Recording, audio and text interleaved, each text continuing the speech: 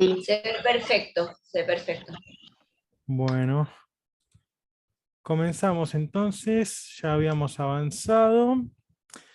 Hablamos entonces, bueno, las intenciones de la clase, el que se trataba de un giro pedagógico de la propuesta que hacía Nietzsche en el nacimiento de la tragedia, las consideraciones intempestivas. Hablamos también y mencionamos la cuestión de nacimiento, esta cuestión en relación con el origen, con la originalidad, que también es parte de lo que implica la producción del genio, y también, sobre todo, el tema de lo orgánico, que viene en relación a este uno primordial, a pensar el origen como algo orgánico, esta cuestión también de el concepto griego de naturaleza como physis. Hablamos también de la distinción entre zoe y bios. También en este modo de pensar la vida en relación al tiempo. No por nada Heidegger va a nombrar su obra más reconocida como Sein und Zeit, ¿no? Como ser y tiempo, y esta cuestión de ser, de vida, en relación también a Zoe y Bios, en esta vida para todos los seres vivos, y también en relación a una vida eterna que está constantemente en movimiento, y está Bios como principios de individuación, vidas concretas que al modo del movimiento de la naturaleza, en tanto que physis, son vidas individuales que brotan, que se desprenden, que se desgarran de esa unidad, de esa voluntad originaria, y nuevamente vuelven a sumergirse. Ese tiempo concreto, ese tiempo individual, vuelve a sumergirse a ese movimiento eterno, ¿no? Por eso también está Zoe como tiempo de ser, como tiempo del alma, y está Bios, que habla de una biografía, ¿no? De una vida particular, que incluye justamente ese tánatos, ¿no? Ese Bios, ese brotar, ese florecer, ese llegar al cenit de la vida, y al mismo tiempo incluir la muerte para retornar a esa voluntad, a ese uno primordial.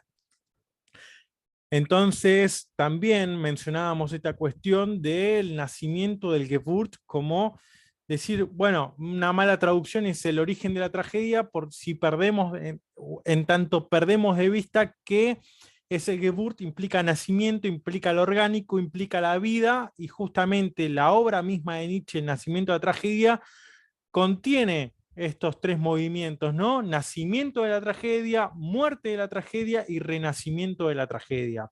El nacimiento de la tragedia, esa descripción que mencionábamos al final de la clase, donde alguien preguntaba, no recuerdo el nombre, alguien preguntaba la cuestión de este origen trágico, este origen dionisiaco, que tiene que ver con lo coral, que tiene que ver con la música. Y justamente eso es el desarrollo de Nietzsche sobre el nacimiento de la tragedia. Después va a decir, bueno, esa tragedia que llega a lo máximo a partir de Sófocles, comienza su camino de decadencia con Eurípides y nuevamente muere a manos de Sócrates, con la mayor introducción de la palabra, del logos, venciendo a la música, venciendo al culto, el mito venciendo al culto, un juego dialéctico, un juego de palabras, mayor cantidad de personajes en escena, y todo eso va corriendo de la escena, va corriendo de aquella mirada que implica el héroe, ¿no? Que implica el héroe trágico, en tanto Edipo, por ejemplo, es la representación, es una máscara de los sufrimientos de Dionisos en esa escena. Entonces todo eso, a manos de Eurípides, a manos de Sócrates, va llevando a la tragedia, a un suicidio. Esta es una interpretación, es una mirada de Nietzsche. Finalmente va a decir, bueno, gracias a la música de Wagner, como estuvimos hablando, va a haber un renacimiento de la tragedia, un Wiedergeburt, un volver a nacer de la tragedia. Y esto va a ser a partir de la teoría musical de Wagner, sobre todo en su obra Ópera y Drama, en la obra de arte total, en la obra de arte del futuro, que va a ser una obra de arte en la cual todas esas pequeñas o distintas ramas artísticas que han ido profundizando cada uno por su propia vía, vuelven a retornarse y a juntarse, a unificarse en lo que se va a llamar el drama musical. Hablamos también de esta lucha, esta tensión entre ilustración y romanticismo, esta búsqueda de los individuos y los sujetos por querer emanciparse por medio de la razón, pero al mismo tiempo también esta mirada de la importancia estética para poder llevar y conducir, guiar a una comunidad, a un pueblo, hacia un determinado camino, hacia una determinada intencionalidad. Mencionamos cómo esto después repercute quizás en la filosofía de Michel Foucault, en la filosofía actual de Byung-Chul Han, cómo se actúa sobre la psicología, cómo se actúa sobre los cuerpos, cómo esto afecta también y se estudia a partir de los movimientos sociológicos que van ocurriendo, porque pareciera ser que por vía estética es mucho más fácil introducir un mensaje, introducir una intencionalidad, que por la vía del derecho, que por la vía de la ley o de la moral directamente, ¿no? Entonces, bien, igual esto va a ir apareciendo nuevamente con otras definiciones que vamos a ir retomando, y que por eso para Nietzsche la estética, dice, solo están eternamente justificada la existencia y el mundo como fenómenos estéticos. Va a decir, tiene más valor para la vida el arte, en tanto oculta lo horroroso y la náusea, lo terrorífico de la verdad, de la voluntad, que el arte, que con su mentira al menos nos permite vivir, ¿no? Entonces va a decir, bueno, qué bien que lo hicieron los griegos, en el sentido de, bueno, esos dioses griegos, ese Olimpo de los dioses, que tienen las mismas necesidades, tienen las mismas urgencias que tenemos nosotros los seres humanos, pero tienen una determinada belleza y tienen una determinada habilidad para resolver esos sufrimientos, para desenvolverse frente a la resistencia que opone el mundo, que de alguna manera nos inspira a poder vivir, ¿no? Bien, entonces comenzamos con estas... continuamos entonces con estos antecedentes del genio, y vamos a mencionar entonces vamos a recuperar esta palabra griega, eudaimonía, que es el término griego comúnmente que se traduce por felicidad, por bienestar, por la vida buena, que tiene también que ver con el florecimiento humano y la prosperidad, pero tenemos que separar esto, ¿no? De lo eu, que tiene que ver con lo bueno, y el daimon, ¿no? Que bueno, acá ponemos entre paréntesis espíritu, pero daimon también este demonio, en algún punto, que se le aparece a Sócrates, este demonio que se le aparece a Descartes, y que de alguna manera orienta, es una voz que susurra y que de alguna manera va conduciendo frente a que aparece en determinadas circunstancias y genera cierta inclinación por aquello que uno debe hacer. Este daemon, este demonio. De hecho, hago ahí un breve paréntesis por un curso que estuvimos dando hace poco también en la Fundación. La novela de Dostoyevsky, Los demonios, representan, esos demonios son las ideas que encarnan cada uno de los personajes, cada uno tiene sus posturas, y cómo esas ideas, cada uno de los personajes tiene que luchar, lidiar con esos demonios, con esas propias ideas que de alguna manera juegan a la hora de tener que tomar una decisión, de tener que tomar una elección y desenvolverse en la vida cotidiana. Son estos demonios que ya en lo que respecta a la historia de la filosofía, lo vamos a encontrar en distintos filósofos. Yo mencionaba acá el ejemplo de Sócrates, que en distintos diálogos de Platón aparece, y por ejemplo en las meditaciones metafísicas de René Descartes también aparece, incluso como una metodología en el sentido, como un recurso metodológico, en el sentido que, bueno, los sentidos me engañan, ¿cómo puedo tener certeza de aquello que conozco?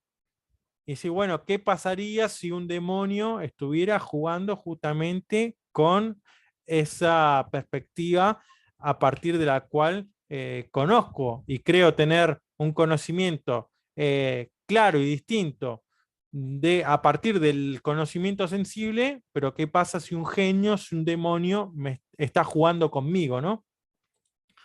Después, bueno, aparece también en relación a esto de los demonios, del daemon y de la eudemonía, la arete, la virtud, y también en relación a la excelencia y la frónesis, ¿no? Este cuidado, esta prudencia y obviamente, como mencionábamos, esta voz que nos habla y que tiene una cierta relación con la sabiduría práctica y la ética.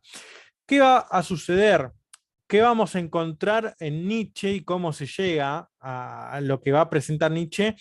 Es que no se va a perder esta raíz y este tinte moral en cuanto a sabiduría práctica, esta voz que me va a decir, que me va a generar cierta inclinación para saber qué decisión tengo que tomar, pero a su vez también va a ganar una preponderancia no solamente en el sentimiento moral, sino también a partir de la ética. Uno de los fuertes antecedentes del genio que ya va encaminándose a Nietzsche es Alexander Gerard, que tiene una obra que se titula Ensayo sobre el genio. Alexander Gerard es ni más ni menos que la mayor fuente de influencia a Immanuel Kant. Immanuel Kant escribe, no sé si lo van a ver por acá, escribe esta tercera crítica, que es la crítica del discernimiento, crítica del juicio, y Kant, bajo esta influencia de Gerard, en el pensamiento que va a desarrollar en la crítica del juicio, va a influenciar directamente a los románticos. Entre los románticos tenemos a Schlegel, tenemos a Schiller, tenemos los hermanos Schlegel, son dos, August y Friedrich Schlegel, Friedrich Schiller, Novalis, Hölderlin, Schelling, también incluso, bueno, acá no lo puse dentro de los románticos, pero también Hegel escribiendo sobre lecciones de estética, ¿no?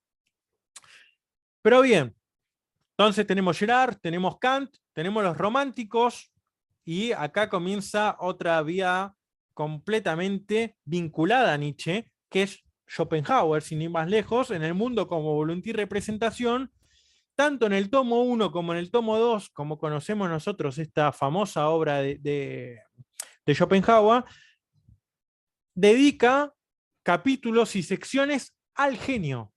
Es decir, que Schopenhauer también se concentra en el problema del genio. ¿Qué es esta genialidad? Nos vamos a preguntar y va a ir cambiando de matices, obviamente, a partir de lo que habla Kant y cómo va a llegar a Nietzsche. Esta fuerte influencia de Kant en Schopenhauer también tiene su repercusión en Wagner. Wagner va a escribir sus teorías musicales también.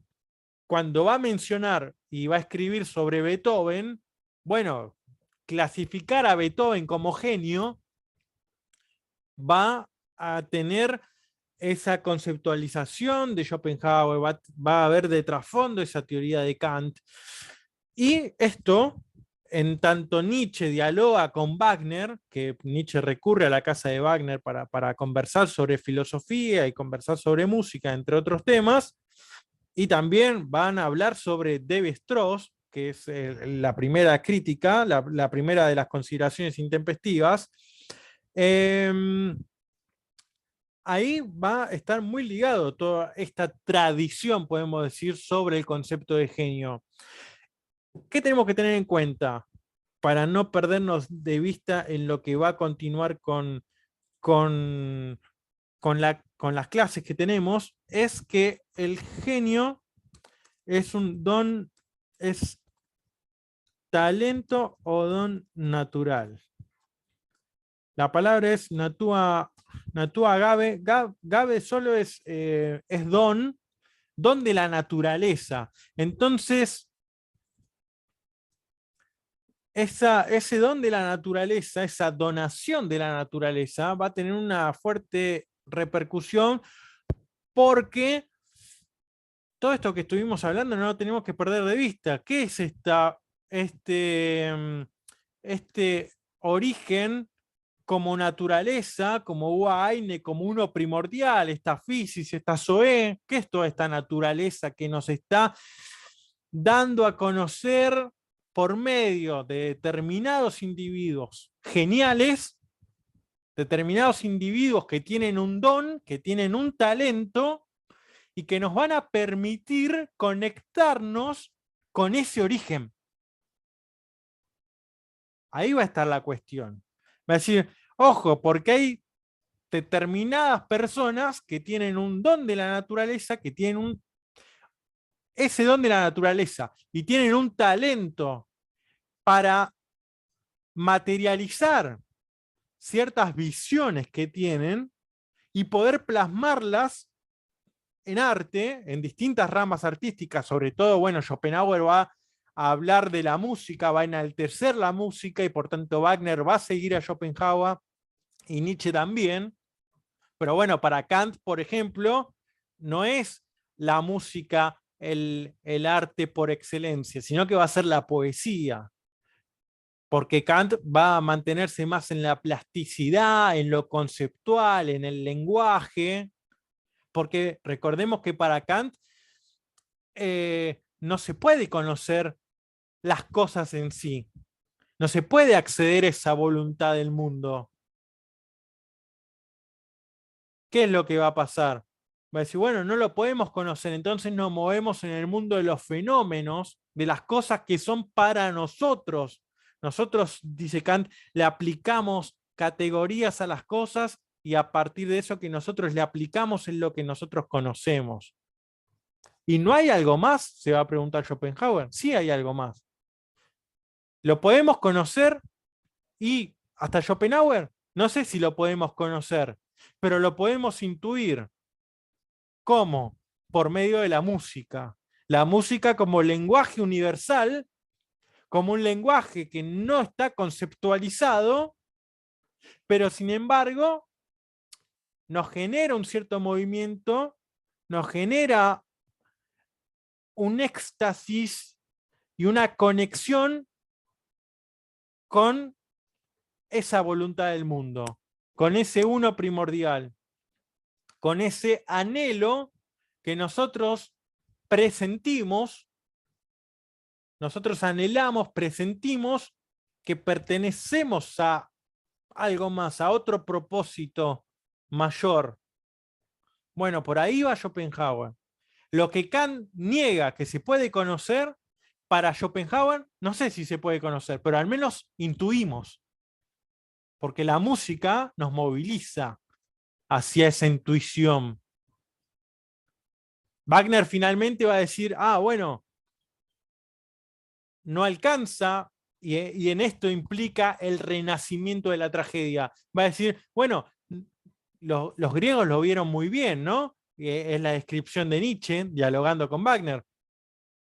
No alcanza únicamente tampoco con la música, porque meramente con la música tenemos intuición de que hay algo más, pero si yo a eso dionisiaco, a esa música dionisiaca, le agrego imagen, permito generar un reflejo de esa voluntad, de eso que se intuye.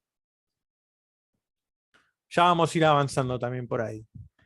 Nietzsche, bueno, también otro de quienes se dedican a la estética en estos periodos, sobre todo en el periodo de Kant, son Baumgarten, Wieland, Furke, que van a hablar de lo bello y lo sublime. Lo bello que después va a aparecer en relación a las figuras de Apolo, y lo sublime como algo informe, como algo caótico, como algo desmesurado, en relación también a lo dionisiaco. Fijémonos cómo esto que aparece en Kant como lo bello y lo sublime, que ya tiene esas influencias en Baumgarten, en Forke, en Berg, ya aparece después como, ojo, eso bello que se nos representa tiene que ver con la armonía, con la forma, con el sueño, con el fenómeno, con Apolo, y después eso informe, eso caótico, eso abismal, eso oscuro, eso que se esconde siempre detrás, tiene que ver con lo extático y lo dionisiaco, con la embriaguez. Se van manteniendo ahí determinadas relaciones. Y pensemos esto también, no perdamos de vista esto. Aquello que en algún momento, en Kant, por ejemplo, se mantiene quizás sobre todo dentro de una base de la mera estética o del mero campo artístico, ya en Nietzsche llega con una fuerte impronta tanto moral como estética, que ya en los románticos se va dando el debate. La cuestión es que en esto que mencionábamos antes, entre ilustración y romanticismo, Nietzsche se para en una suerte de tercera vía. No hay, está bien, no hay que ni negar el poder de la razón, ni tampoco negar el poder de las emociones y de los sentimientos. Hay que buscar ahí un punto intermedio. ¿Y qué implicancias tiene entonces ese arte? ¿Qué implicancias tiene el genio dentro de una comunidad, dentro de una sociedad para poder establecer determinados valores, ¿no? El problema en Nietzsche es esto, ¿no? Que muchas veces se conoce como la transvaloración de los valores. O la palabra, a ver si el chat está acá. Cuando hablamos de nihilismo, ¿no? Que dice, los valores supremos se desvalorizan, que pierden valor, ¿no? Esos valores que ordenan el mundo pierden valor. Nihilismo, ¿no? Una de las definiciones que da Nietzsche. Bueno, ¿quién pone la medida del valor de las... ¿Quién dice lo que vale y lo que no vale? Bueno, ahí también tiene implicancia el genio. Por tanto, genio es un concepto en Nietzsche que lo vamos a encontrar desde las primeras obras hasta la última. Y cuando hablamos de genio también, no tenemos que olvidarnos de genio, espíritu libre y ultrahombre, ¿no? El Übermensch. Es como si fuera una cadena y saltos cualitativos, saltos en la función y en el rol que van a ir cumpliendo tanto el genio como el espíritu libre y después el ultrahombre, ese Übermensch. Porque el genio pareciera ser que después a Nietzsche no le alcanza y dice, no, bueno, tengo que buscar otro concepto, tengo que buscar, porque si genio está íntimamente implicado al campo artístico, o hago de mi vida misma una obra de arte y también voy transformando artísticamente el mundo por el cual yo voy caminando, o voy danzando, en palabras de Zaratustra, también se va a generar esto. El espíritu libre tampoco le va a alcanzar a Nietzsche para decir, ojo, porque los valores supremos se desvalorizan, porque Dios ha muerto y nosotros lo hemos matado y no lo reconocemos.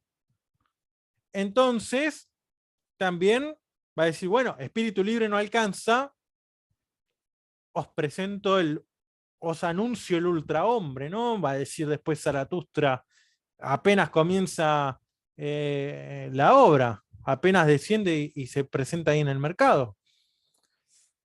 Bien, entonces tenemos que ir siguiendo esa línea de genio, espíritu libre, ultrahombre.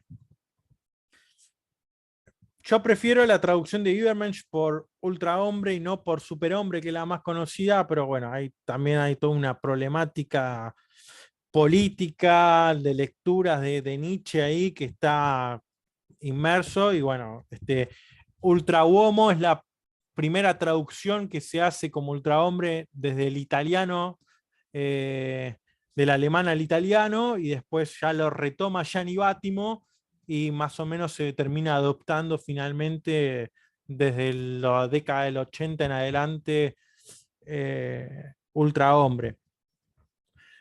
Bien, con respecto a genio encontramos palabra geni, genius, genial, genialisch, genialität. Todo eso va apareciendo como más de 600 veces en todos los escritos de Nietzsche. Y vamos, como les mencionaba recién, va a aparecer desde la primera obra, El nacimiento de la tragedia, hasta las últimas, todo este problema del genio. Si bien va a ir hablando de espíritu libre, va a ir hablando de ultrahombre, Genie, Genius, Genialitet van a seguir apareciendo. De hecho, también, bueno, esta idea del daemon, a veces también cuando hay los primeros pensadores que empiezan a escribir entre latín y alemán, juegan un poco también con este daemon, ¿no? Se va a mantener. A ver, pasamos. Bueno, como les comentaba, entonces, la primera etapa es el genio metafísico, y en esta idea de genio metafísico tenemos al artista del mundo como héroe, pero también este artista del mundo es la naturaleza, y en las distintas formas que lo va a ir nombrando, sobre todo en El nacimiento de la tragedia, Nietzsche, siempre aparece descrito acompañado de un adjetivo, de un complemento de especificación. Preguntaban también al final de la clase anterior esta idea de lo dionisiaco, y Dionisos como genio también aparece en esta idea de ligado acá. Dice, Das Einstein als Genius der Gattung, es genio de la especie, sí, genio de la naturaleza, dice el texto. Ahí especifica, como genio del mundo, genio de la voluntad, es un genio de la especie, genio de la naturaleza. Cuando el genio aparece como un genio de la lírica, un genio de la arquitectura, un genio de algo plástico, o de una rama artística determinada, ojo, porque ese es genio, pero es un falso genio, en el sentido de está desprendido del origen, está desprendido de la especie, está desprendido de la naturaleza, viene a cumplir una función, viene a anunciar algo, si se quiere en términos más teológicos, pero el verdadero genio es este genio que recibe este don de la naturaleza, esta regla de la naturaleza, y viene a transmitirla a una sociedad, a una época, a una cultura determinada. La visión del genio. El genio es genio cuando se convierte en genio del mundo. Por eso hacia el final dice, cumple la función de medium. Y esto está en Kant, y esto está en Nietzsche, sobre todo en el parágrafo 5 del nacimiento de la tragedia aparece es el artista, este genio es, porque hay que, a veces se utiliza como sinónimo genio y artista. Bueno, el artista es el sujeto, es la persona, pero puede ser que ese mismo artista, y esto es lo que tenemos que diferenciar, ¿no? Puede ser que ese mismo artista para determinada obra tenga genio y para otra no. Que reciba ese daemon, ese entusiasmo, ese movimiento para escribir determinada obra, para realizar determinada canción, pero no tenga el mismo genio para la próxima. Es esto, ¿no? Decir, bueno, todas las obras de Shakespeare valen lo mismo, todos los escritos de Borges valen lo mismo, todos tienen esa misma genialidad. O algunos implican mayor cantidad de genio que otros. Entonces, decir, bueno, ese genio es ese don. Cuando posee el artista ese don, se une con el artista primordial. Ese artista primordial es la naturaleza. Es la naturaleza, nosotros, pensemos esto, ¿no? Nosotros, en tanto, cómo lo está pensando a partir de lo griego, ¿no? Nosotros, en tanto, somos parte de esa naturaleza y por uso y abuso de la razón y del entendimiento y este exceso de conocimiento, de este exceso de querer historizarlo todo, como va a decir Nietzsche en la segunda intempestiva, por este exceso, esta enfermedad de historización, vamos perdiendo cuenta de nuestra relación, nuestro vínculo con la naturaleza, de que somos parte, que somos hijos de esa naturaleza. Entonces, este artista primordial del mundo actúa por medio de nosotros, despierta a ese artista, lo utiliza como medium y lanza su mensaje. ¿Cuál es ese mensaje? Bueno, Nietzsche dice, los griegos lo veían claro cuando concurrían a la tragedia. Era volver a la unidad, volver a sentir la unión del ser humano con el ser humano y del ser humano con la naturaleza. Eso es el coro. Ese es el gran coro griego. La pérdida de la individuación de nuestro yo en pos de un nosotros, que ya ni siquiera es nosotros, ¿no? Es un uno.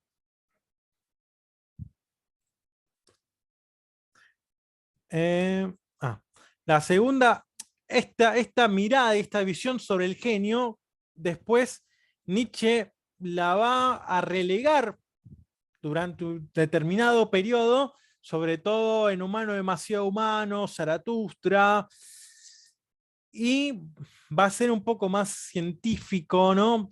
Pensemos en este escrito también, la ciencia jovial. Aunque va a proponer otro modo de querer hacer ciencia, va a decir, bueno, no es necesario la máquina chirriante del pensamiento, sino hacer ciencia riéndonos, y aparece muy fuerte esta mirada del espíritu libre. ¿Por qué para hablar de cosas importantes nos tenemos que poner serios, ¿no? Va a insistir Nietzsche con estas cuestiones. Va a decir, bueno, el genio es por vanidad. ¿Qué es el genio? Querer una meta alta y proponerse los medios para alcanzarla. Y va a decir esto, ¿no? Bueno, finalmente en esta etapa, en esta segunda etapa, va a decir que el genio en Humano demasiado humano, en Aurora, en la ciencia jovial, va a insistir con esta idea de, bueno, el genio no es nada metafísico, no es ninguna voluntad del mundo, no es esto dionisiaco, sino que es alguien que realmente se esfuerza, que agudiza su mirada, agudiza sus sentidos, puede captar cosas de la naturaleza y plasmarlas en obras de arte, pero decir, va a decir Nietzsche en este periodo, decir que un Rafaelo es un genio que está dotado de un don natural, de un talento extraordinario, y dice, bueno, lo hacemos por vanidad. En realidad lo que nosotros no queremos es esforzarnos en hacer música como Paganini, no queremos pintar como Durero, etcétera, etcétera. Nos conformamos con eso, decimos, bueno, allá ellos con otro salto cualitativo de forma de ser y nosotros acá. El genio tiene relación también con el ingenio, y bueno, este carácter de lo ingenioso para poder desenvolverse, y él va a retornar a la cuestión del orgánico, de lo fisiológico, para decir, bueno, cuando a nosotros nos falta un órgano, cuando a nosotros nos falta alguna parte del cuerpo o tenemos déficit en alguno de nuestros sentidos, el resto de los sentidos se desarrolla por necesidad. Y no es que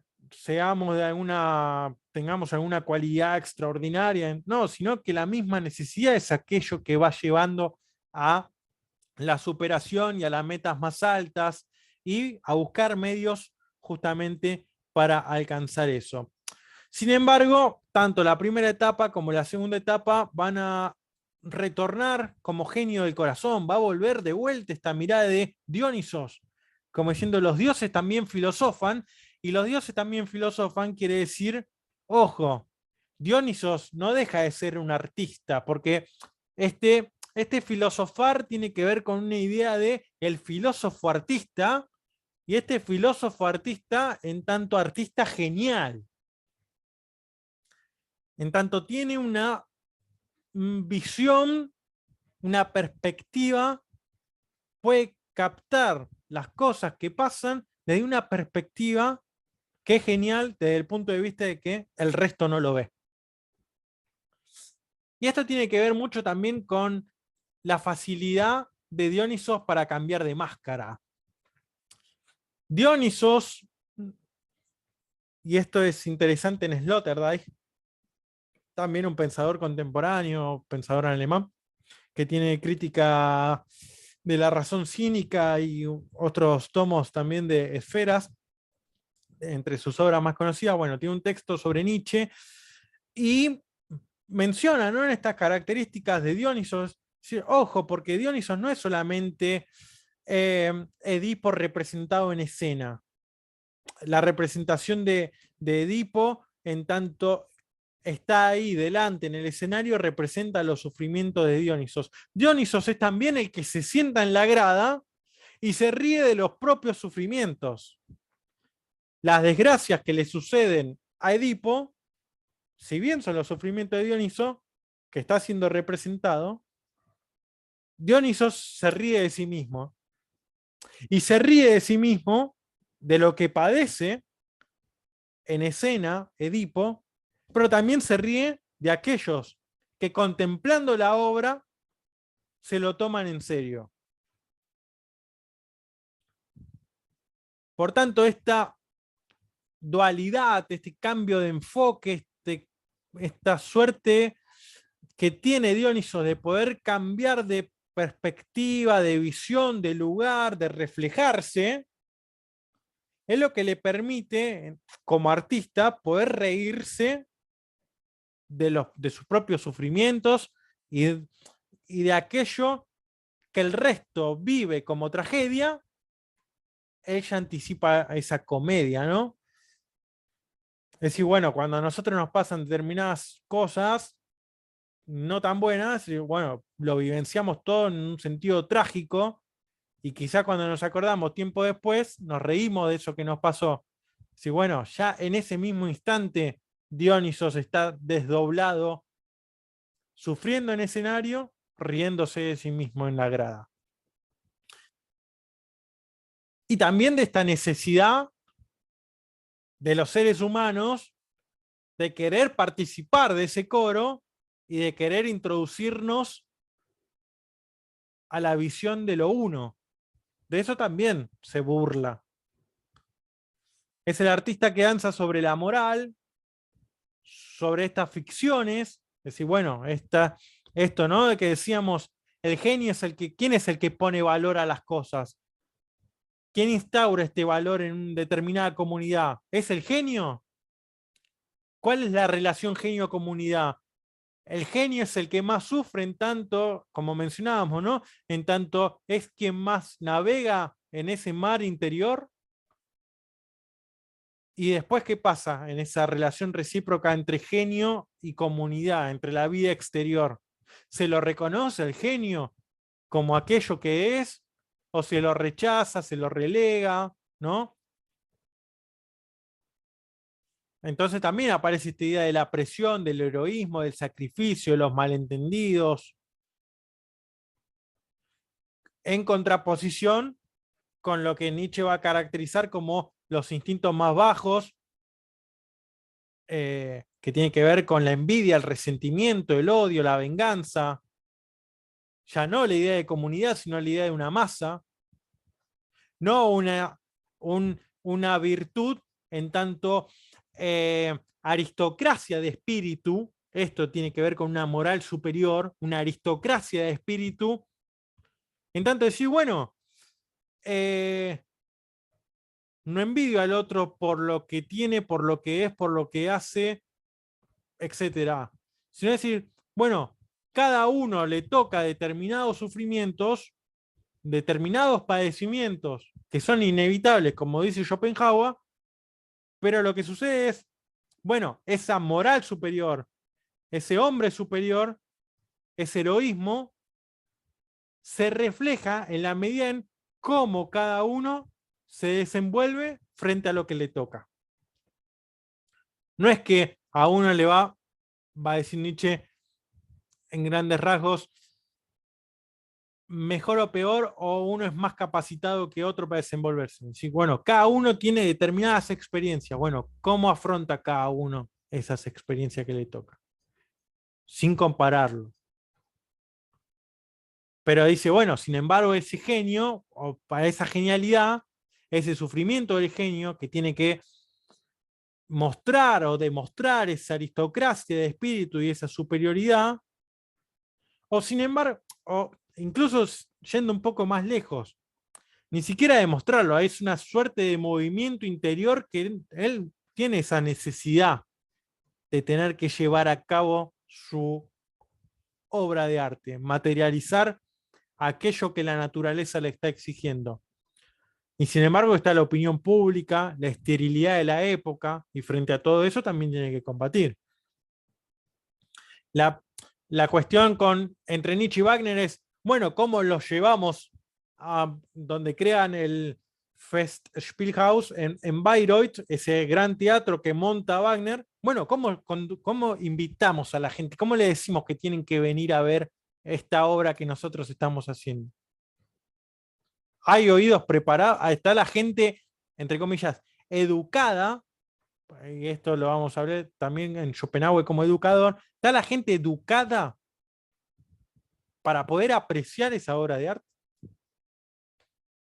¿O por qué estas cuestiones, ¿no? Porque es más fácil agarrar el celular y meterse en una red social a mirar imágenes que agarrar un libro cualquiera y sentarse a leer, ¿no? Entonces, tiene que ver con esto, ¿no? Con una suerte de imposición de la opinión, una suerte de imposición de la masa, una suerte de imposición de la esterilidad de la época.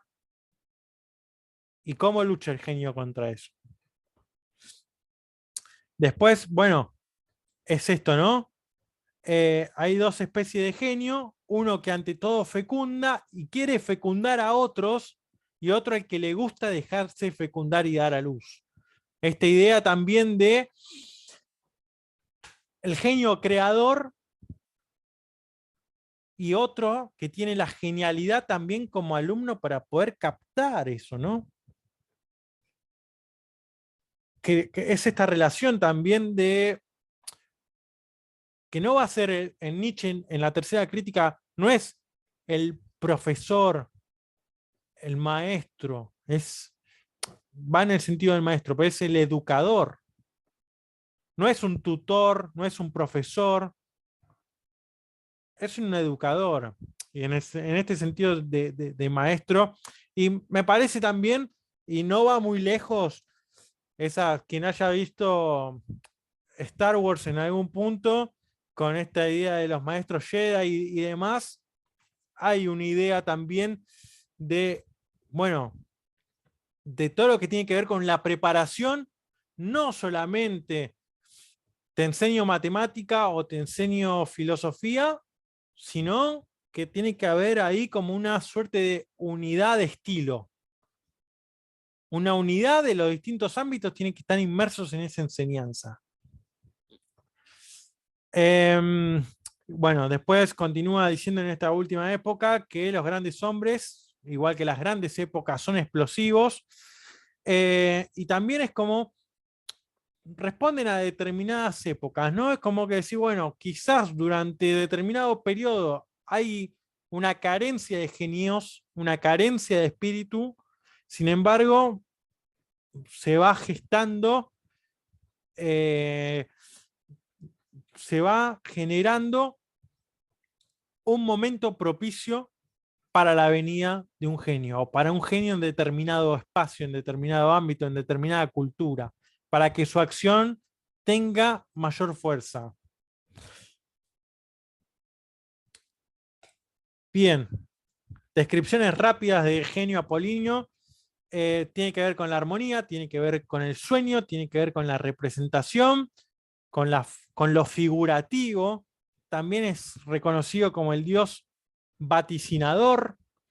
Vaticinador en el sentido de Passagen de Gott, el que dice, el diciente de la verdad, o el diciente de lo verdadero. Aquel que dice lo verdadero. Ojo igual ahí también, ¿no? Porque las fuerzas figurativas, este dios vaticinador, el resplandeciente, ¿no? El Shining el que muestra el brillo, la divinidad de la luz, esta Licht, que después ahí también hay algo que va a retomar Heidegger muy fuerte, que es la Lichtung, ¿no? Ese claro del ser, ojo ahí donde se ilumina.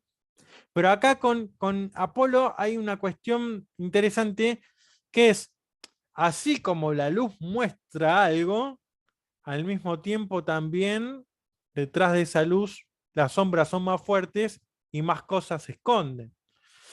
Porque hay una preponderancia en la época griega por lo apolíneo, por esta armonía, por este estudio de lo armonioso, y ojo, porque se está dejando de lado lo preolímpico, que tiene que ver con lo caótico, que tiene que ver con la noche, con los titanes, con las gorgonas, con un montón de elementos también de la mitología griega, que la luz de Apolo intenta ocultar. Entonces es esto, bueno, mientras Apolo me entretiene mostrando algo, hay cosas que igual se mantienen ocultas, ¿no? Y es esto, decir, bueno, Apolo intentando siempre resistir o mantener la fuerza dionisiaca, esa pulsión, ese subsuelo de lo dionisiaco, pero no logra taparlo del todo. Por eso Apolo también dice de Erscheinende, esta idea de el brillo de la apariencia que tiene que ver con la Erscheinung, que es apariencia, aparición, fenómeno. Esto que hablamos del mundo fenoménico en Kant, a diferencia de lo nouménico, de la que tiene que ver también en relación con la cosa en sí, con aquello que no podemos acceder a conocer. Ojo, porque finalmente hay una relación en este resplandecer, en este brillo, en esta apariencia, con el fenómeno, con la aparición, con lo que se nos aparece, y sin embargo está lo numénico, está eso detrás, la cosa en sí, que como dijimos, para Schopenhauer podemos intuir, pero para Nietzsche, por medio de la tragedia y por medio del drama musical de Wagner, vamos a poder ver esa visión dionisíaca del mundo. Y después, bueno, tiene que ver con los elementos oníricos también, ¿no? Vivir como en este bello sueño. Y después tenemos como contraparte el genio dionisiaco. Ojo, igual aclaro algo.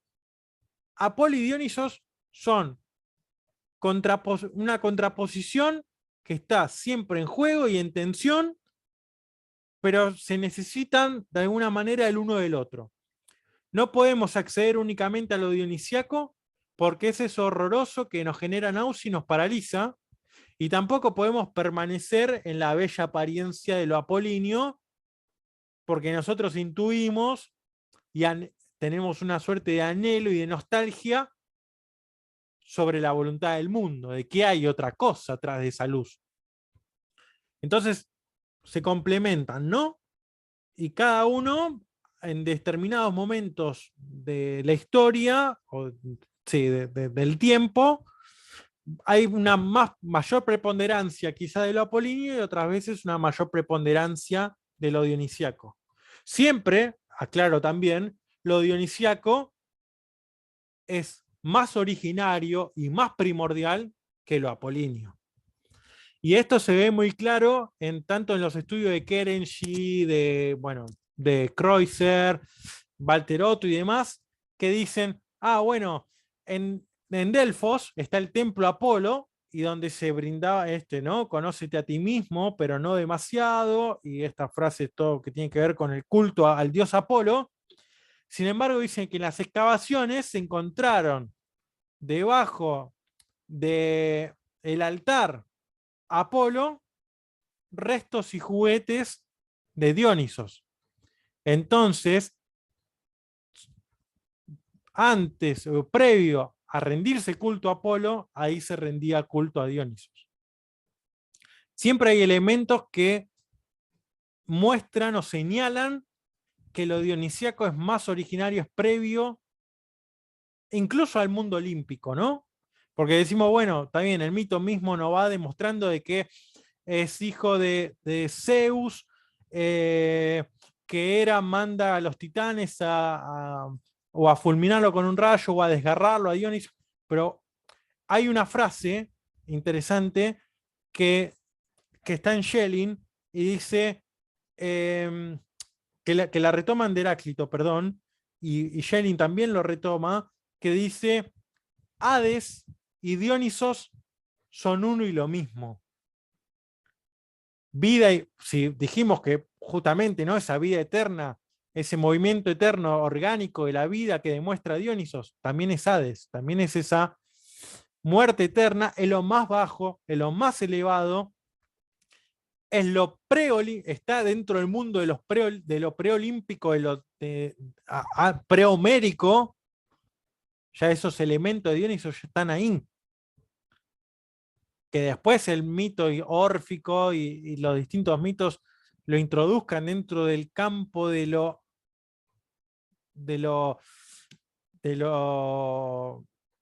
homérico y de esta cuestión del mundo olímpico. Bueno, pero ojo, no perdamos de vista esta, ¿no? Hades y Dioniso son uno y lo mismo. Bueno, esta idea que tenemos el presentimiento, también aparece, llega a decir que el signo distintivo de la aptitud filosófica es ese don, gracias al cual los seres humanos y todas las cosas se nos presentan como meros fantasmas, imágenes oníricas. Bajo la magia de lo dionisiaco, no solo se renueva la alianza entre los seres humanos, también la naturaleza celebra su fiesta de reconciliación con su hijo perdido, el hombre. De manera espontánea ofrece la tierra sus dones y pacíficamente se acercan los animales rapaces. De las rocas y del desierto, de flores y guirnaldas está cubierto el carro de Dioniso. Bajo su yugo avanzan la pantera y el tigre. Son un montón de elementos que no pertenecen únicamente a Grecia, ni siquiera a Grecia continental, sino a Grecia en tanto a las islas y también a Asia, a la zona de Tracia y al norte de África. Entonces, también hay que preguntarse esto, ¿no? ¿Desde dónde llega el mito de Dionisos? Porque se puede relacionar con lo egipcio, se puede relacionar con Tracia, con Asia Menor, etc. Por eso es anterior también a Apolo. Hay 3 figuras de Dionisos, las nombro rápido: Sagreo, Baco y Iaco, en todo este que tiene que ver con el genio dionisiaco. Son 3 figuras distintas del mismo Dios, distintos modos de mostrarse. Y Sagreo, esta primera figura, tiene que ver también con Zoé, con Zoón, todo lo que estuvimos hablando, ¿no? Con la vida. Tiene que ver con la máscara, que la máscara también que utilizaban los cazadores. Estos cazadores incluso eran llamados como Sagreus, y que tiene que ver con los titanes saliendo a cazar a Dionisos. Y el sufrimiento de Dionisos escapando y siendo atrapado y descuartizado por esos titanes. Estas 3 figuras van a aparecer también en el nacimiento de la tragedia, en el parágrafo 10.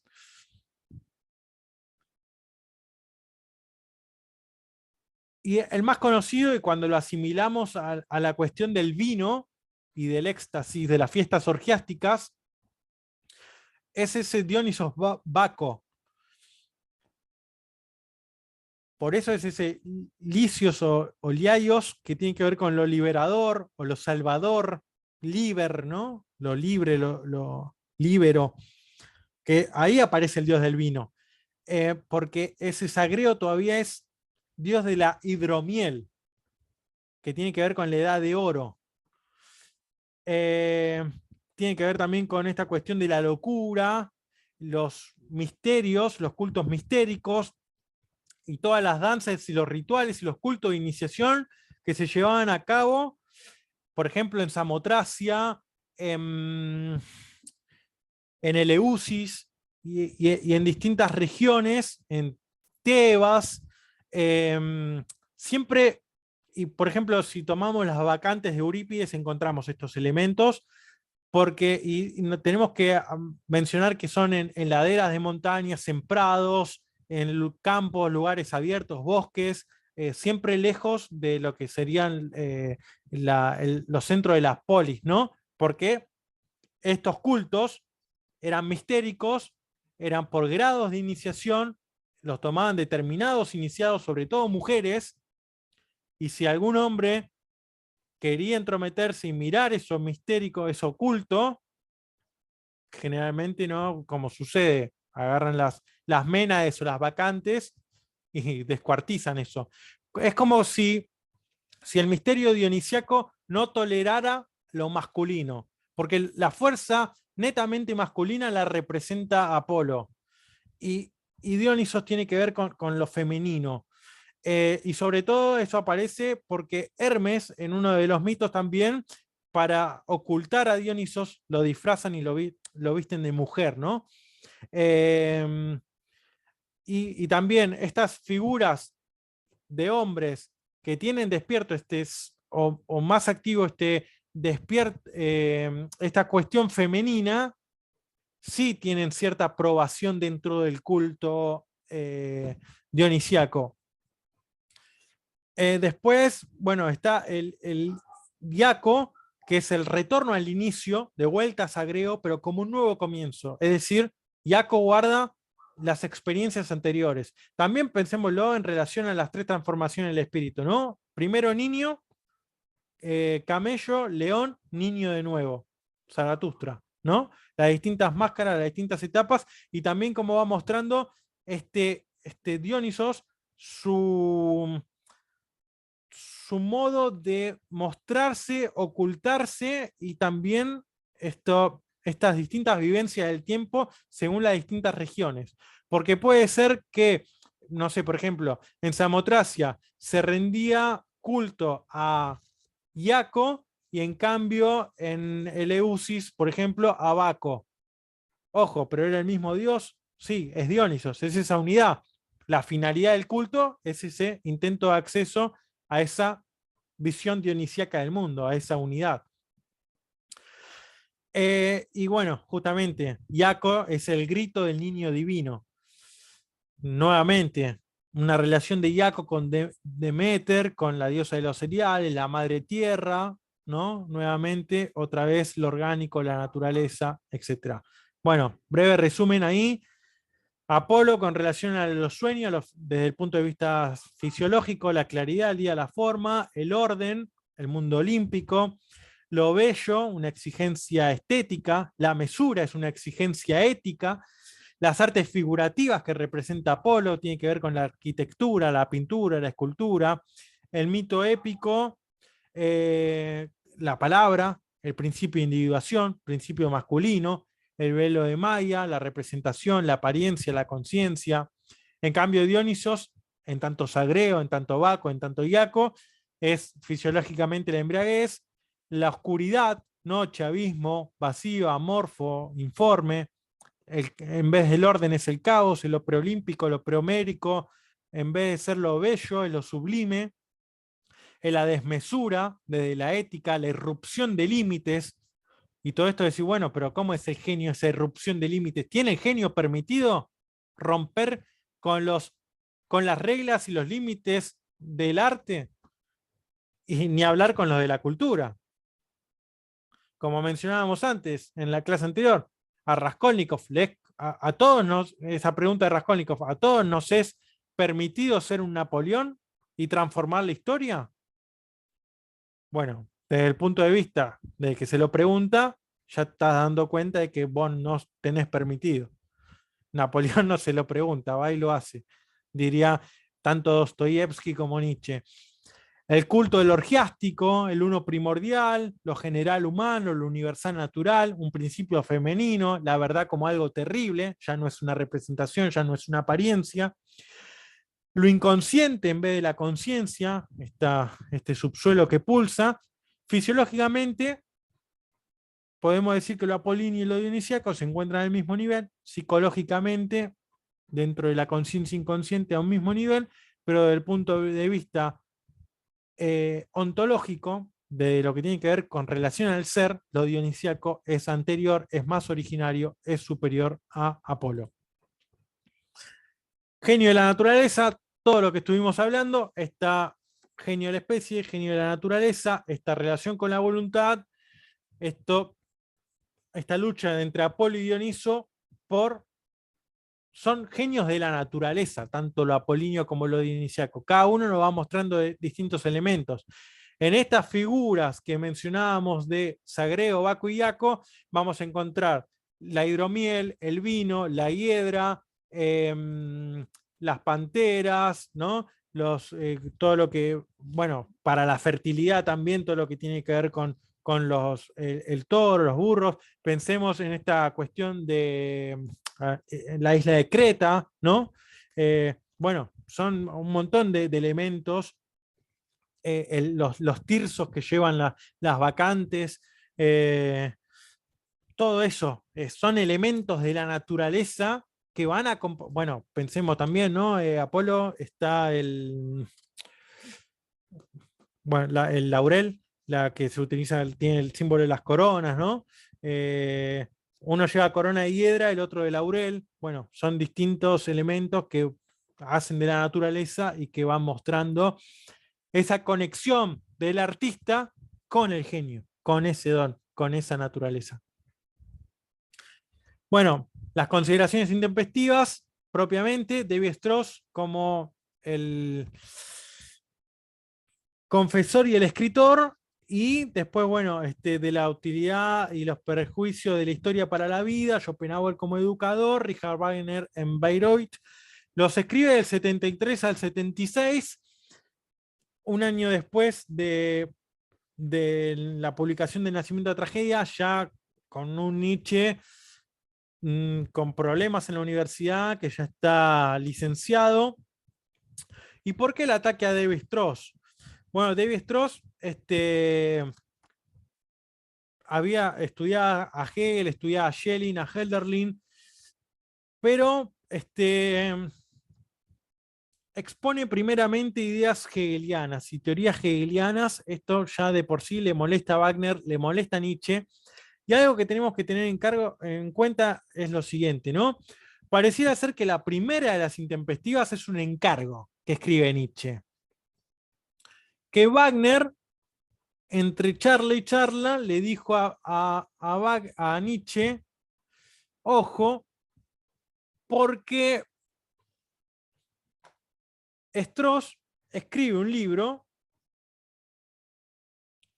que es sobre la vieja y la nueva fe, una confesión, en 1872, y ese libro, de la vieja y la nueva fe, una confesión, hace 6 ediciones.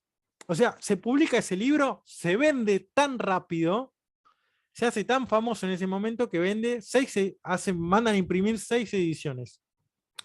Imagínense Nietzsche, que había publicado El Nacimiento de la Tragedia, y no solo que no vendió los libros, sino que encima lo expulsan de la universidad. Y al mismo tiempo, dentro de las ideas que tiene ese libro, van en contra de la teoría y de las propuestas que quiere hacer Wagner con el teatro en Bayreuth. Wagner, que en esa época tenía muchísima influencia en Nietzsche, sobre todo porque ya le había dicho que tenía que escribir ese libro sobre la tragedia, aunque Nietzsche después escriba que Schopenhauer no tuvo ninguna influencia en su etapa de juventud, que Wagner no le dijo lo que tenía que hacer, bla, bla, bla. No. Nietzsche quería ganarse el afecto de Wagner. Wagner tenía todos los lujos de los cuales Nietzsche estaba completamente privado, entonces le encantaba ir a visitar a la familia Wagner. Así que si se lo encargaron, que es muy posible, por lo que yo estuve indagando, escriben este escrito, ¿no? Esta primera intempestiva. Bueno, aparece, ¿no? Las reuniones, constatado un mal estado de la finanza del proyecto operístico de Wagner, le encarga a Nietzsche esta refutación al teólogo y filósofo hegeliano Levi-Strauss. Nietzsche ya había leído un libro de Strauss, Das Leben Jesu en el 35, que fue publicado en 1835, pero él lo leyó cuando era estudiante de teología en Bonn en el año 1865, así que un poco más de 10 años antes. Ya Nietzsche conocía sobre la obra de Strauss. Incluso durante esa época hay cartas o escritos que demuestran cierto agrado por parte de Nietzsche sobre ese texto de la vida de Jesús, de Strauss. Así que, ¿por qué después? Bueno, está bien, puede cambiar de parecer en 10 años, ¿no? Pero ¿por qué ese ataque tan rapaz? Bueno, ahí da cuenta en cierta medida del encargo de Wagner. Y sobre todo ese dolor de Nietzsche, porque el otro vendió 6 ediciones y a él lo terminaron expulsando. También durante el periodo del escrito de David Strauss, el confesor y el escritor, está el hecho de la victoria militar de Prusia sobre Francia en 1870, que para Nietzsche, dice, esto es interpretado por intelectuales y periodistas como una victoria de la cultura alemana sobre la francesa. Y va a decir, no, ojo, acá fue una victoria, pero la victoria es meramente militar. Tiene que ver con un avance sobre la fuerza. La victoria no es cultural, no quiere decir que nosotros, por haberle ganado militarmente, también culturalmente seamos superiores a los franceses. Si pensamos así, que es como lo quiere vender la opinión pública, dice Nietzsche, estamos equivocados. Y de hecho, la relación acá con el problema del genio viene en tanto y en cuanto utilizan artistas para bajar ese mensaje. Entonces va a decir, bueno, la opinión pública, la masa y la esterilidad de nuestra época no permite hablar a un genio. O le permite hablar, pero va a aparecer una frase que es terrible, tremendamente buena. Es decir, bueno, esta inquisición que actúa por el silencio, va a decir. No te decimos no hables, pero no te damos lugar, no te damos voz, no te dejamos que aparezcas en ningún lado. Esta nueva cultura burguesa se expande mediante la industrialización, la modernización, lo que derrota aquello que Nietzsche comprende como espíritu alemán. Nietzsche reniega todo el tiempo de lo alemán y de lo que tiene que ver con... Reniega de lo alemán en tanto es esto que va a señalar como bárbaro, ¿no? Como decir, industria, modernización, racionalización, historización, avance militar. ¿Eso es cultura?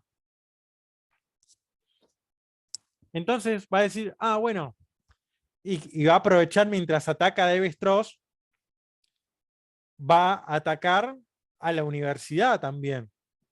Va a decir, bueno, estas universidades y los distintos ámbitos culturales y los distintos lugares también de los que manejan el sistema burocrático, las instituciones, va a estar llena de cultifilisteos o filisteos cultos, ¿no? Es este término Bildung filista. Bildung tiene que ver con formación cultural. Bildung tiene que ver con formación cultural. Ahí vi una pregunta en el chat, ahora después la vuelvo a leer. Estos cultifilisteos, dice, son la contracara del genio. El genio, ¿no? Como hablábamos, ¿no? El individuo excepcional, imagen de la naturaleza. Pero, ojo, dice, estos cultifilisteos, estos filisteos de formación, dice, están informadas, utilizan la razón, pero no crean. tienen que ver con la copia, con la imitación. Pensemos en esto, el genio no copia, no imita, sino que dice, bueno, por ejemplo, veo determinada pintura, eso me moviliza el ánimo, genera cierto movimiento en el espíritu, en el ánimo, y va y crea otra cosa. Eso lo utiliza como una base para crear algo distinto. Es decir, bueno, escucha determinada música, determinada canción, y eso les da como pie, como fundamento para crear algo nuevo, algo que irrumpe con los límites establecidos y demás. Por eso muchas veces, decir, bueno, ¿cómo critican determinada obra? En esto, ¿no? Los críticos van a la obra, al arte, con determinadas reglas, decir, ah, bueno, el cuadro tiene que estar pintado así, tiene que tener tales dimensiones, o la música, determinada juego de escalas, etcétera, etcétera. Ah, bueno, pero si el genio justamente está jugando con todo eso, está irrumpiendo con esos límites. Entonces dice, bueno, sí, se sirve de esa escala, se sirve de esa técnica, pero la sobrepasa. Ahí está la genialidad, la originalidad. En cambio, mientras se descubre un genio, es decir, bueno, aprendemos la técnica mediante la imitación, mediante la copia. Ahora, ¿qué pasa? Estos cultifilisteos, va a decir Nietzsche, se están reproduciendo y están acaparando los distintos ámbitos e instituciones de nuestra sociedad. Dice, los cultifilisteos son la continuación del modelo teórico del hombre teórico inaugurado por Sócrates. Un hombre teórico, este hombre alejandrino, que tiene que ver con la biblioteca de Alejandría, que describe en el nacimiento de la tragedia, es aquel que acumula saber. Lee, sabe, acumula saber, ¿y qué hace con eso? Crea algo nuevo, le permite dar un salto cualitativo, le permite introducir cierto espíritu, cierto ánimo a la comunidad en la que está inmerso, o en realidad eso lo apacigua y no lo deja pensar por sí mismo, no lo deja emanciparse, no lo deja crecer, no lo deja elevarse. Entonces dice, bueno, este presente es una edad de los epígonos, ¿no? Copian seres de una época que por un lado, bueno, asocia a esta Bildung, esta formación con el interior, la racionalización todo el tiempo, el filisteo de conocimiento caricaturizado, dice otra vez, ¿no? La preponderancia de la ciencia en contra del arte. Y esto también, que la ciencia lo que va permitiendo es que, bueno, que 2 más 2 es 4, de ahí puede venir otro, ese conocimiento objetivo, ¿no? Puede seguir avanzando sobre ese conocimiento. El problema con el genio es, bueno, eso genial que crea ese artista, ¿tiene una continuidad o muere con el artista? ¿O muere con ese genio? ¿Qué aprendemos de eso? ¿Cómo se sigue a partir de eso? Es decir, bueno, tenemos la piedad de Miguel Ángel, nos fascina, nos moviliza, ¿y qué hay de trasfondo en eso? ¿Cómo se sigue? En cambio, con la ciencia pareciera ser más fácil, ¿no? Porque tenemos las fórmulas de física, tenemos los elementos ahí de biología, y cada uno que viene detrás continúa avanzando. Con lo otro pareciera ser que muere con ese genio. Después dice, bueno, todo esto que es el cultifilisteo, que es este filisteo de formación, lo encarna la figura de Levi-Strauss. El filisteo es el amusos, el extraño a las musas, el que no está inspirado por las musas. Por tanto, no tiene relación con el arte, no tiene relación con esas letras. Bueno, ¿no? Esta definición también, dicho una persona de espíritu vulgar, de escasos conocimientos y poca sensibilidad artística o literaria. Esto se utilizaba para caracterizar a determinados alumnos durante en la universidad, en las escuelas, ¿no? Sí, bueno, aquel que no esté inspirado, aquel que no rinde como tiene que ser, es un filisteo, es un amusos.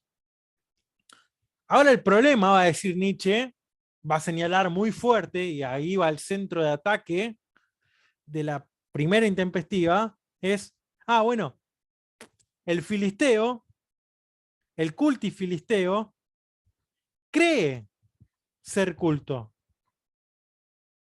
Y como cree ser culto, propaga una cultura. Es decir, bueno, no es solamente, bueno, me creo que sé y me quedo con eso. No, realmente me creo que sé, impongo mi creencia y además hago cultura con eso.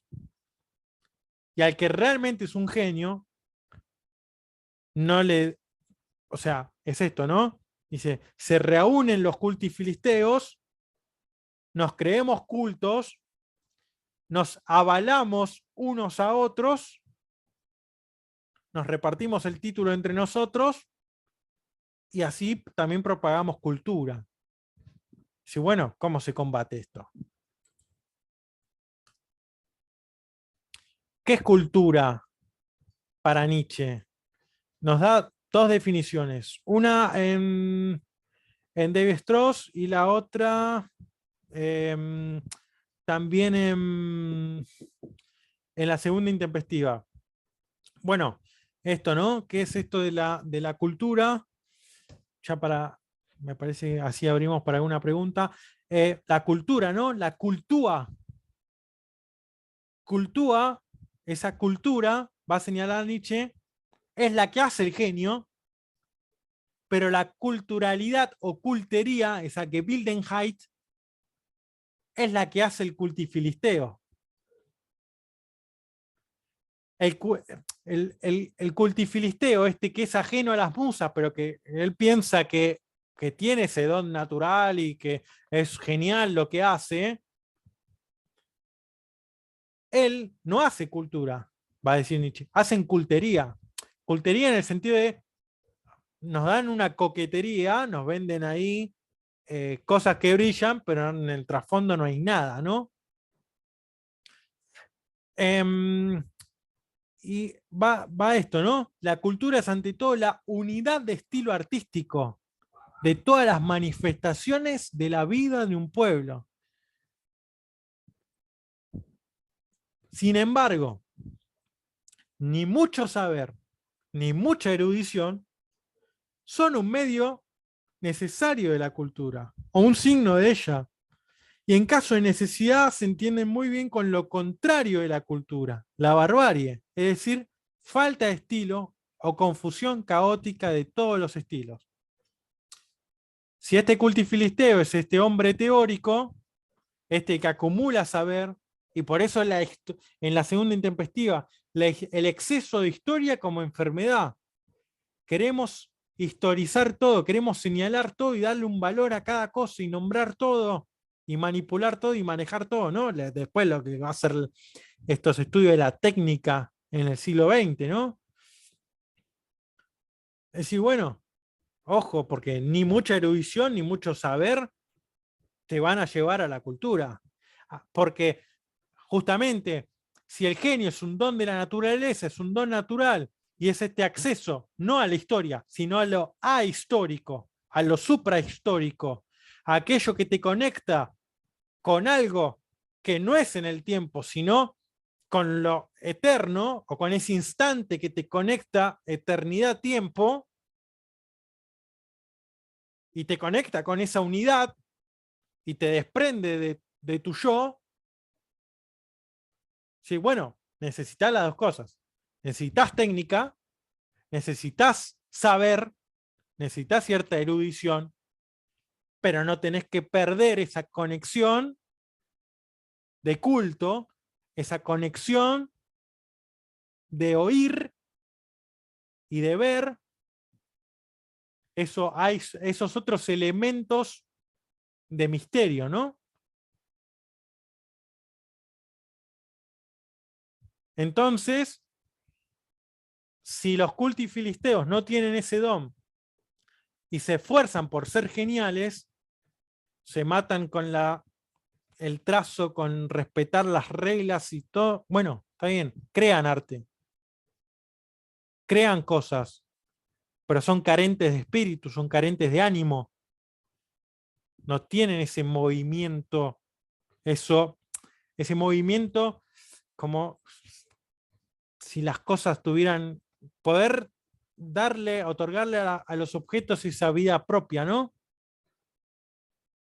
Entonces, bueno, nos dan algo ahí que está pues, la letra muerta, ¿no? Fría. Entonces dice, bueno, eso es, al final lo que terminan haciendo es contrario a la cultura, es barbarie, porque todo eso que hacen finalmente no tiene un sentido de unidad, una unidad de estilo en todas esas diferentes manifestaciones que implican a un pueblo. Mencionábamos antes el templo griego, erigiendo desde lo alto, dando sentido a la vida de la polis, ¿no? Sí, bueno, justamente eso, esa posibilidad por medio de la obra de arte no la pueden lograr los cultis filisteos. Tienen por cultura lo que niega la cultura. Ellos en realidad es como que promueven un sistema de la no cultura, va a decir Nietzsche. Y después va a decir, no, esta idea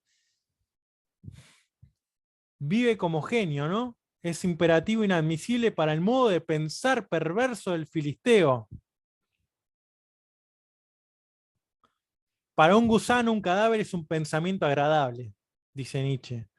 Y para cualquier ser vivo, el gusano es un pensamiento espantoso. Los gusanos imaginan su reino de los cielos en un cuerpo gordo y ceboso, y los profesores de filosofía en el hurgar en las vísceras schopenhauerianas. Y mientras haya roedores, habrá también un cielo de roedores. El filisteo straussiano mora en las obras de nuestros grandes poetas y músicos, como los gusanos, que viven destruyendo, admiran devorando, adoran dirigiendo. Tremendo ataque de Nietzsche, porque dice, bueno, ustedes leen a Hölderlin y destruyen a Hölderlin. Leen, escuchan Beethoven, destruyen a Beethoven. Lo que tocan, lo destruyen. Hablan de Charly García, lo destruyen. Hablan de tal, lo destruyen. Así, lo que tocan, lo destruyen.